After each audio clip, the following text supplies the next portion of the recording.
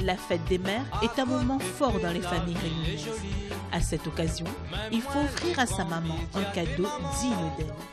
Pour aider les enfants à réaliser un cadeau personnalisé, la médiathèque Aimé Césaire a mis en place un atelier d'art floral avec Madame Renée Régny. On a pensé de mettre cet atelier en place dans le cadre de la fête des mamans. On a pensé à Madame Régny parce que d'une part, on possède ses ouvrages dans la médiathèque. Renée Régny aime la nature. Elle utilise ses ressources sans jamais les gaspiller. Pour la fête des mères, spécialement, un petit bouquet très simple pour qu'elles puissent l'offrir. On va l'emballer. Je vais leur donner les premières règles de l'art floral. Et à partir de... Enfin, un patron que je vais leur donner aujourd'hui. Et à partir de ça, elles pourront faire d'autres compositions. C'est quelque chose de très simple. Nous allons travailler comme la nature. J'ai pris des fleurs pour tout le monde, pour qu'il n'y ait pas de jaloux. Elles auront à peu près les mêmes fleurs. Mais vous verrez que les bouquets seront quand même différents. Renée Régny a partagé ses astuces pour profiter plus longtemps du bouquet qu'ils allaient confectionner. Vous prenez la rose qui a la tête comme ça. Vous faites bouillir de l'eau, c'est-à-dire vous amenez l'eau à ébullition. Donc en principe 90-100 degrés. Vous prenez votre rose, vous la coupez sous l'eau bouillante et vous comptez jusqu'à 5, ça fait à peu près 3 secondes. Voilà. Qu'est-ce qui se passe dans l'eau bouillante pendant ces 5 secondes, ces 3 secondes? Ça fait éclater les faisceaux. Vous remettez vos fleurs dans l'eau fraîche et voilà, elles reprennent de la vigueur. Michael, lui, découvre l'art floral. Tu ne connais pas que tu décores comme ça en fait. Il est difficile de décorer. Réaliser un joli bouquet permettra à Michael de montrer à sa maman toute son affection. Il aime très fort. Un cadeau fait par soi. Quelle belle façon de dire « Momo, mi mao ».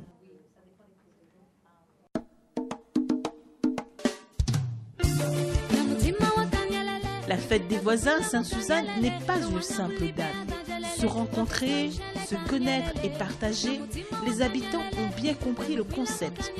Pour Maurice Gironcel, c'est aussi un moment fort qui nous permet de renouer avec des valeurs traditionnelles. À l'ère d'Internet, on nous dit maintenant tout le monde est branché. Malheureusement, quand on est branché, on est chez soi. Et c'est ça le drame. Eh bien, le fait de faire la fête des voisins, on se retrouve pas uniquement dans les escaliers, pas uniquement en coup de vent, mais on se retrouve entre voisins, sur la place, et c'est ça qui est important. On prépare ensemble des repas dans la famille, et ces repas ensuite sont partagés convivialement, et dans toute fraternité, et c'est cette tradition-là qu'il faut faire effectivement que ça continue. Expédito Toro met la main à la marmite. Il est heureux de participer à cette fête. L'année dernière, nous l'a fait la fête des voisins. C'était une réussite totale.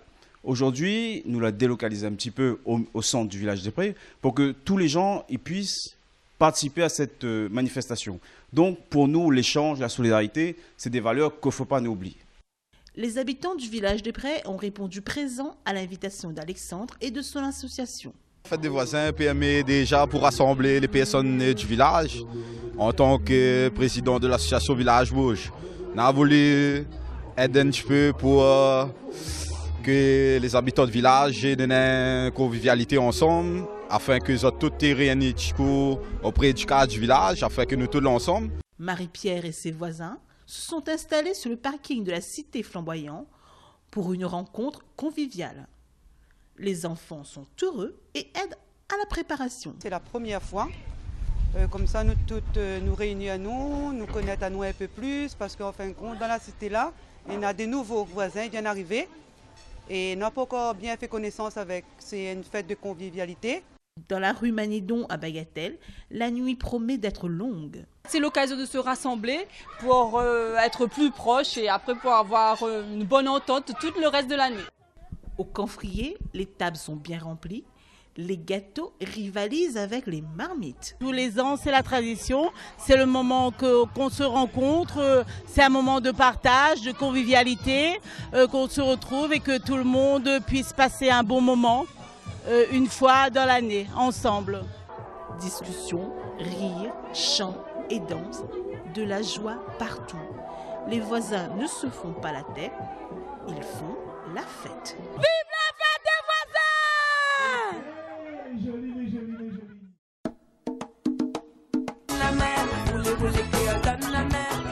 Le CAS de Bras-Pistolet accueille le premier café citoyen de la commune.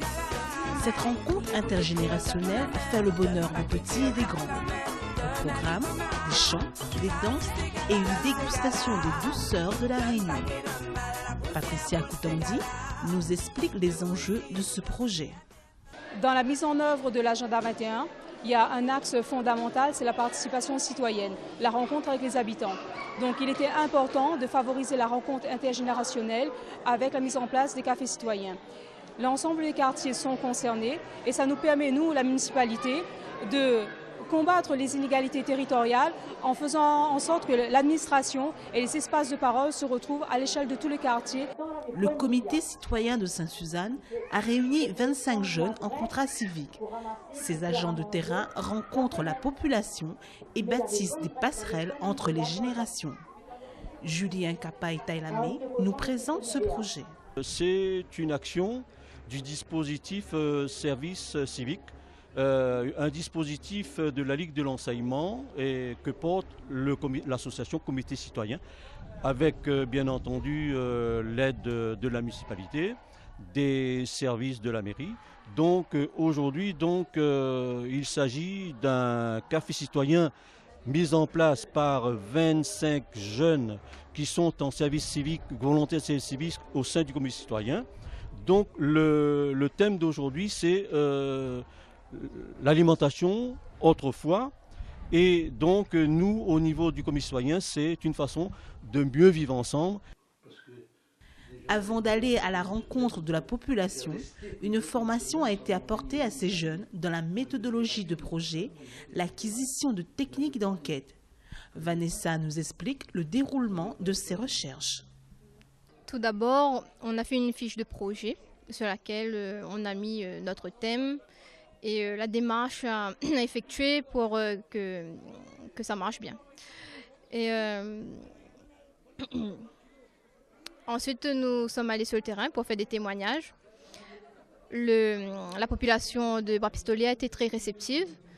On a pu recueillir beaucoup de témoignages au sujet de l'alimentation longtemps. Et puis, on a recueilli beaucoup de fruits, de légumes, d'épices. Pour cette occasion, comme ça, les petits, mais aussi les grands, auront une meilleure vision de ce que mangeaient nos aînés il y a plusieurs années de cela. Sensibilisés par le comité citoyen et par les contrats civiques, les habitants de Bras-Pistolet se sont investis dans le projet. Soucieux de ne pas laisser disparaître l'héritage des anciens, ils ont tenu à contribuer à l'organisation de l'après-midi. Tarcisius nous explique l'importance de cette rencontre pour le quartier. Que ça longtemps, nous, les bons anciens, ils mangent. Et c'est pour ça qu'aujourd'hui, nous avons pris l'initiative d'organiser dans le quartier une exposition de toute une palette de produits que longtemps nos anciens mangeaient, que d'ailleurs jusqu'à maintenant on a encore ils mangent, mais on a aussi Bon Pays oubli. Et il faut, à travers cette action, on en a beaucoup d'enfants qu'aujourd'hui les réunit, on a beaucoup de parents. En fin de compte, c'est un truc de convivialité que nous voulons essayer de mettre dans le quartier pour que les gens se retrouvent, partagent des idées et que nous vivons en harmonie. C'est ça, en fin de compte, notre vrai but. Les jeunes avaient beaucoup de questions. Les anciens ont pris du plaisir à leur apporter des réponses. Échange, transmission de savoir, patrimoine. À Bras-Pistolet, les relais ont été établis dans la joie.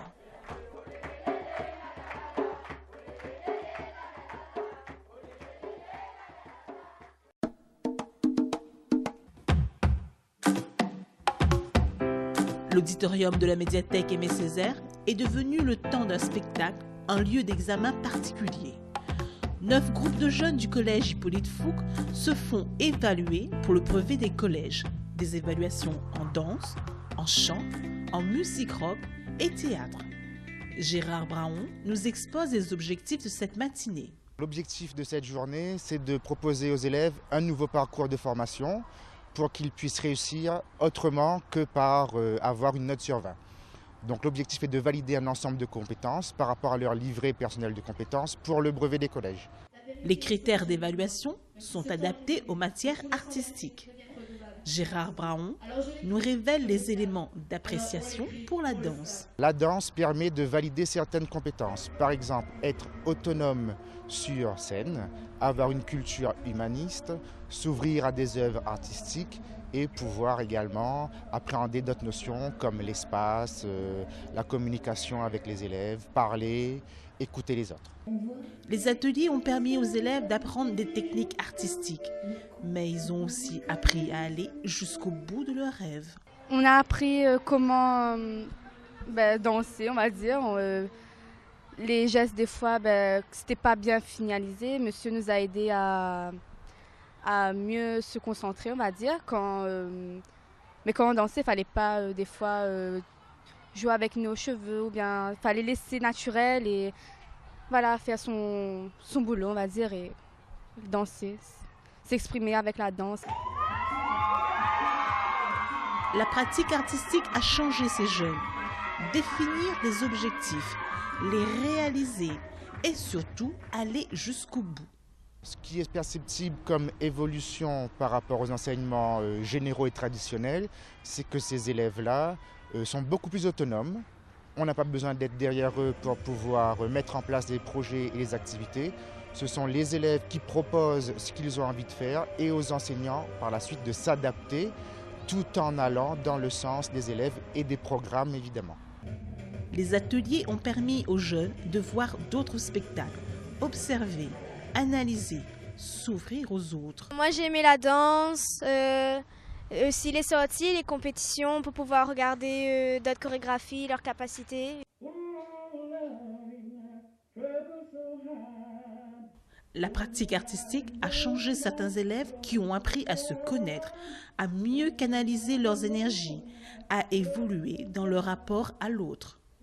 En termes de comportement, on a pu associer avec nous dans nos ateliers certains élèves dont le comportement était très difficile en termes de violence, on peut dire, ou bien décrochage scolaire. Et ce sont nos meilleurs élèves qui sont actuellement dans les ateliers d'aujourd'hui. Maintenant, place aux vacances. Les examens sont terminés, l'école est finie. Bonnes vacances!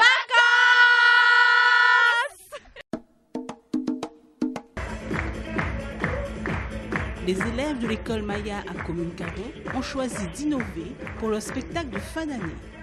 Ils se sont produits à la médiathèque Aimé Césaire, devant leurs parents, dans une pièce nommée Le Petit Chaperon Jaune. Laurent Payet nous ouvre les rideaux de ce spectacle. Ce soir, dans le cadre d'un projet classe APAC, les enfants des classes de CP, CE1 et quelques CE2 ont réalisé une petite pièce intitulée Le Petit Chaperon Jaune, qui est un petit peu un remake un peu de plusieurs contes et aussi de dessins animés de la vie de tous les jours. Donc ce soir, plusieurs enfants vont aller sur scène, vont passer sur scène. À l'école Maya, les enfants se sont pris au jeu des contes. Cyrielle, le joli petit chaperon jaune, nous parle de son rôle. Je promène dans la forêt pour arriver jusqu'à la maison de ma grand-mère. Pour que le projet soit une parfaite réussite, l'école a collaboré avec un professionnel des arts de la scène. On a travaillé depuis la fin mars sur ce projet. On a fait appel à un intervenant, Monsieur Benjamin Waro, qui est un comédien et qui est venu tous les mardis régulièrement à l'école pour nous aider à mettre en place cette pièce de théâtre. Lui, il a eu pour mission de s'occuper de la partie théâtrale, les scènes à proprement parler, le jeu scénique. Pour réaliser ce projet, l'équipe pédagogique a impliqué les parents, les enfants sur scène et les parents en coulisses. Il y a 2 classes concernées, ce qui fait un total approximatif de 45 enfants. Les parents se sont impliqués dans le sens où ils ont joué le jeu pour fournir les costumes, pour laisser leurs enfants participer aux répétitions qui ont eu lieu notamment quelquefois le soir après la classe. Il y a des parents qui se sont investis un peu plus en nous fabriquant carrément des costumes, en nous emmenant le nécessaire pour en fabriquer. Pour mettre en œuvre cette pièce de théâtre, les tâches ont été réparties en fonction des compétences de l'équipe pédagogique. Je me suis chargée de la partie chantée et Madame Dossin de la partie dansée, de façon à aboutir à un conte musical inspiré des contes traditionnels, comme le Petit Chaperon Rouge, les Trois Petits Cochons, le Magicien d'Oz notamment. On a aussi introduit des petites touches originales comme des schtroumpfs et on a tenu à intégrer un volet local, créole, à savoir qu'il y a du djembé, un kayam, du maloya. Les enfants s'amusent, les petits choristes bruiteurs s'en donnent à cœur joie, surtout quand le loup affronte la grand-mère. À Sainte-Suzanne, les contes n'ont pas la même fin.